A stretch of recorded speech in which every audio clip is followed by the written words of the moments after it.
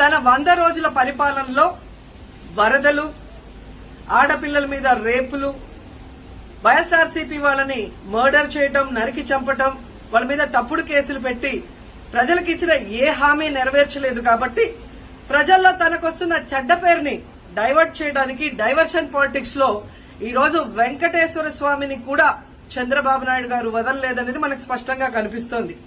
ఎందుకంటే ఆయనకి ఎప్పుడూ అలవాటు, ఎప్పుడెప్పుడు ఆయనకి చెడ్డ పేరు వస్తుందో అప్పుడు ఏదో ఒక ఇష్యూని ఆయనే క్రియేట్ చేస్తాడు. దాన్ని తన వర్గీయులతో పబ్లిసిటీ చేయటం, దాని మీద డిస్కషన్లు చేసి ఎదుటి వాళ్ళ మీద నిందలు వేయటం ఆయనకు అలవాటే. కానీ ఈ రోజు మీరు చూస్తే సాక్షాత్తు టీటీడీలో తిరుమల లడ్డూ మీద ఇంత దిగజారుడుతనంగా చంద్రబాబు నాయుడు గారు మాట్లాడతారని ఎవరు ఎక్స్పెక్ట్ చేయలేదు. ఈ రోజు ఆయన మాట్లాడాక ప్రతి ఒక్కరు కూడా చీకొట్టడం మనం గమనిస్తూనే ఉన్నాం. ఎందుకంటే సాక్షాత్తు చంద్రబాబు నాయుడు గారి కొడుకే చెప్పాడు టీటీడీలో ముఖ్యమంత్రికి ఎటువంటి సంబంధం ఉండదు అని. అలాంటప్పుడు జగన్మోహన్ రెడ్డి గారు ఏదో దగ్గరుండి తిరుపతి లడ్డూలో యానిమల్ ఫ్యాట్ ని మిక్స్ చేయించినట్టుగా ఆయన ఈరోజు ఆరోపించడం ఎంతవరకు సబబని నేను అడుగుతున్నాను. ఒక్కసారి మీరు గమనించండి, చంద్రబాబు నాయుడు గారు ముఖ్యమంత్రి అయిన తర్వాత జూన్ 21వ తేదీ ఈవోగా శ్యామలరావు గారు మరి అక్కడికి రావడం జరిగింది. నెయ్యి వాసన చూస్తూ లడ్డూలో స్వచ్ఛమైన నెయ్యిని మేము వినియోగిస్తున్నామని ఆయన చెప్పడం కూడా మీరు అందరూ గమనించుంటారు.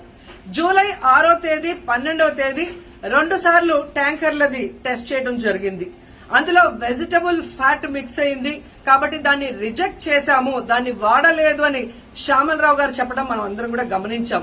అలాంటిది 2 నెలల తర్వాత ఇప్పుడు చంద్రబాబు నాయుడు టీటీడీకి సంబంధించిన దాన్ని టీడీపీ ఆఫీస్ లో ప్రెస్ మీట్ పెట్టి ఇలా యానిమల్ ఫ్యాట్ కలిసింది అని ఒక నింద వేసినప్పుడు దాన్ని సమర్థిస్తూ మళ్లీ శ్యామలరావు గారితో ప్రెషర్ పెట్టి ప్రెస్ మీట్ పెట్టించి ఎలా మాట్లాడిచ్చారో మీ అందరూ కూడా గమనించారు. సాక్షాత్తు నారా లోకేష్ గారే చెప్పారు టీటీడీతో ముఖ్యమంత్రికి సంబంధం లేదు అని. అలాంటప్పుడు జగన్ గారి మీద ఎలా నిందలేస్తారని నేను అడుగుతున్నా.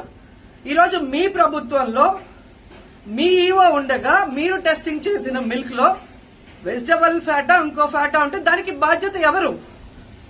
శ్యామలరావు గారా, లేదా ప్రభుత్వంలో ఉన్న చంద్రబాబు నాయుడు గారా, లేదా ఎవరు టీటీడీ బోర్డులో ఉన్న మెంబర్సా? సో ఇది ఒకసారి మనం ఆలోచించాల్సిన విషయం.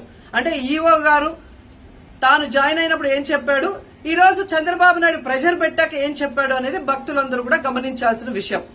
రెండవది మీరు చూస్తే చంద్రబాబు నాయుడు డైవర్షన్ పాలిటిక్స్ ఎప్పుడూ చేస్తుంటారు. అలాగే ఈ రోజు ఆ తిరుమల కొండ మీదకి జగనన్న అధికారంలో ఉన్నప్పుడు మోడీ గారు వచ్చారు, అమిత్ షా గారు వచ్చారు, ఎక్స్ సీజే రమణ గారు వచ్చారు, ప్రెసిడెంట్ సీజే గారు వచ్చారు. అంతెందుకు చంద్రబాబు నాయుడు ఫ్యామిలీతో సహా వెళ్లాడు, పవన్ కళ్యాణ్ గారు వెళ్లారు. లడ్డూలో ఏ మాత్రం రుచి తేడా ఉంటే ఆ రోజే వాళ్ళు కంప్లైంట్లు ఇచ్చుంటారుగా, ఎందుకు కంప్లైంట్లు ఇవ్వలేదు? ఇప్పుడు ఆ 5 సంవత్సరాల్లో ఏదో జరిగిందని నింద వేయటానికి ఈ రోజు టీటీడీని ఎంచుకొని తిరుమల తిరుపతి దేవస్థాన ప్రతిష్టను దిగజార్చడం ఎంతవరకు కరెక్ట్ అని భక్తులందరూ కూడా ఒకసారి ఆలోచించాల్సిన అవసరం ఉంది. అండ్ మూడోది, ఈ రోజు ఎవరైతే బీజేపీ నాయకులు కూడా మాట్లాడుతున్నారో వాళ్ళని నేను అడుగుతున్నా, ఇదే టీటీడీ బోర్డులో మెంబర్లుగా బీజేపీకి సంబంధించిన వాళ్ళు ఉన్నారు. మరి ఆ రోజు తప్పు జరిగితే వీళ్ళందరూ ఎందుకు మోడీ గారికి అమిత్ షాకి ఇన్ఫార్మ్ చేయలేదు, ఎందుకు దీని మీద చర్యలు చేపట్టలేదు అనేది నేను అడుగుతున్నా. అలాగే ఈ రోజు తెలుగుదేశం పార్టీ అధికార పార్టీలో ఉన్న వేమిరెడ్డి ప్రశాంతి గారు ఆ 5 సంవత్సరాల కాలంలో ఈ పర్చేసింగ్ కమిటీలో 5 సంవత్సరాలు ఉన్నారు. అలాగే ఇప్పుడు మంత్రిగా ఉన్న పార్థసారథి గారు కూడా పర్చేసింగ్ కమిటీలో ఉన్నారు. మరి వాళ్ళని విచారించండి, ఆ బోర్డు మెంబర్లందరినీ బయటకు వచ్చి మాట్లాడమని చెప్పండి, తప్పు జరిగిందా లేదా. ఈరోజు ఇంతమంది గొప్ప గొప్ప వాళ్ళు తిరుమలకు పోయి లడ్డు తిన్నా జరగని తప్పు వాళ్ళ పర్చేస్ కమిటీలో ఉన్న వాళ్ళు జనసేన పార్టీ తెలుగుదేశం పార్టీలో చేరిన వాళ్ళని మాట్లాడకుండా కేవలం జగన్ గారిని టార్గెట్ చేసి మాట్లాడటం చూస్తే రాజకీయ లబ్ధి కోసం తిరుమల పవిత్రను భ్రష్టు పట్టిస్తూ ఈరోజు చంద్రబాబు నాయుడు చేస్తున్న నీచ నికృష్ట రాజకీయాలు అందరూ కూడా గమనించి ఆ చంద్రబాబు నాయుడికి బుద్ధి చెప్పమని కోరుకుంటున్నా.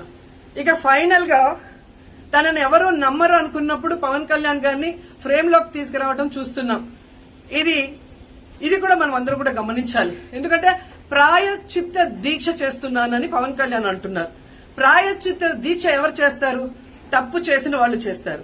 అంటే చంద్రబాబు నాయుడు తప్పు చేశాడు, ఇది అబద్ధం, ఈ లడ్డూలో కల్తీ జరగలేదు, ఇది నాకెక్కడొచ్చి ఆ పాపం చుట్టుకుంటుందన్న భయంతో పవన్ కళ్యాణ్ ప్రాయశ్చిత్త దీక్ష చేస్తున్నారనేది ఈ రోజు మా అందరికీ అర్థమవుతున్న విషయం.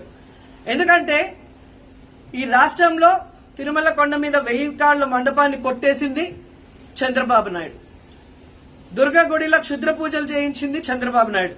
విజయవాడలో 25కు పైగా పవిత్రమైన దేవాలయాల్ని కూర్చింది చంద్రబాబు నాయుడు.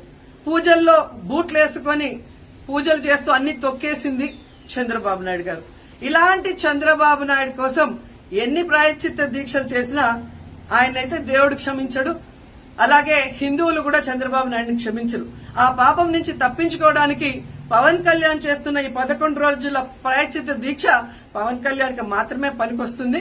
కాబట్టి ఇకనైనా తిరుమల తిరుపతి దేవస్థానాన్ని అడ్డం పెట్టుకుని జగనన్న మీద దుమ్మెత్తి పోసే కార్యక్రమాల్లో ప్రతిష్టగా దిగజారిస్తే తిరుపతి అమ్మాయిగా నేను ఊరుకునేది లేదని కూడా ఈ సందర్భంగా తెలియజేసుకుంటున్నాను.